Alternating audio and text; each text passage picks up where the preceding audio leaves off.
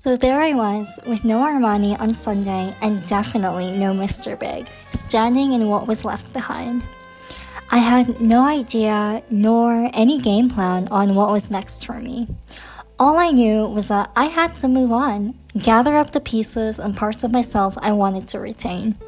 It was no easy feat, don't get me wrong. The girl I lost in February versus the woman I've become now, I felt like I had to attend my own funeral to get to the other side.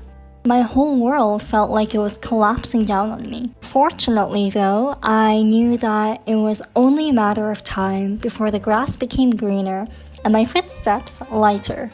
I was no longer carrying the burden of being the diluted version of myself. The chains that held me down disintegrated along with any fondness I had of the life I so desperately wanted to create. It felt like coming out of a strong hypnosis, one which I agreed to but didn't think would take a turn for the worst. Yet, as the title of the video suggests, you'll be fine. A mantra I chanted to myself in the midst of all the chaos I was submerged in. Trying to juggle my everyday life, school, work, friends, and family, all the whilst becoming a full-time surgeon to fix up my own heart. I mean, I'm no doctor, but I sure as hell qualify for a PhD in heartbreak recovery after all of this. As my beloved Samantha once said, I love you, Richard, but I love me more. And she was so right. I promised myself, whatever it took, I would not go back and knock on the doors of the past. Instead, I put on my big girl shoes and took the driver's seat of my own life. And spoiler alert, that was the best decision ever. In doing so, I learned deep in my bones that life waits for no one. There is no manual or handbook that shows you how to get back on your feet. All I had to go on was my burning desire to become so strong that I didn't need anyone else to stand still with. This has allowed me to try new things even if they scared me at first.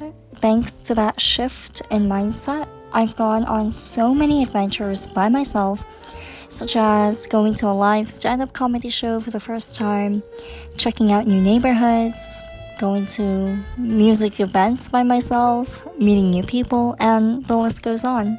And recently I joined a running club led by a super cute Irish girl living in Budapest. Good morning, everyone.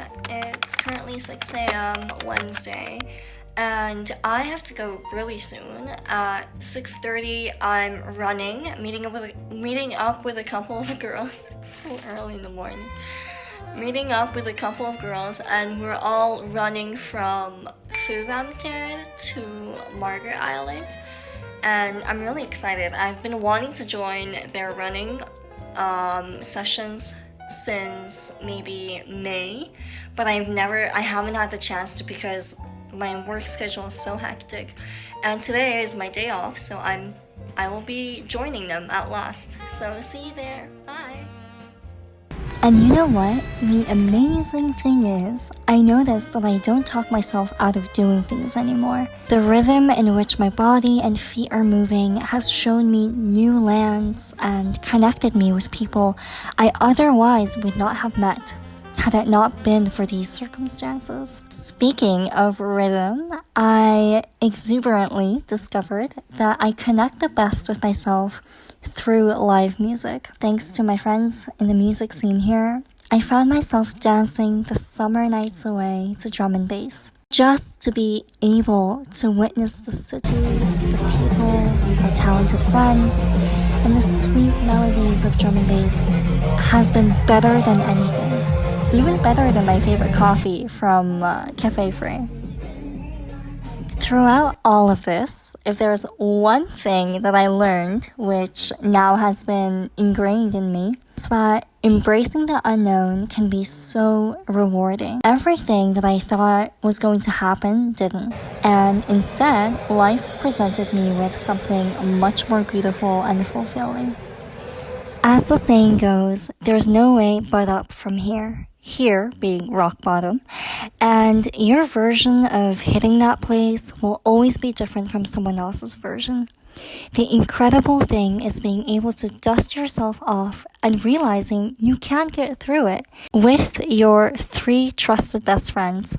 Me, myself, and I. The companionship I've developed with those 3 is my greatest love story, and I refuse to accept anything less than what they've shown me. Our fascinating ability to adapt in severe and unpredictable climates is what keeps us going. So, in that same regard, you also have that innate ability to die 1,000 deaths and live 1,001 lives. Not to be dramatic. And I think that's something so beautiful and magical. No one could ever be you or live life the way that you do. And I think we can forget that sometimes. For me, in this moment, I don't want to be anyone else but myself.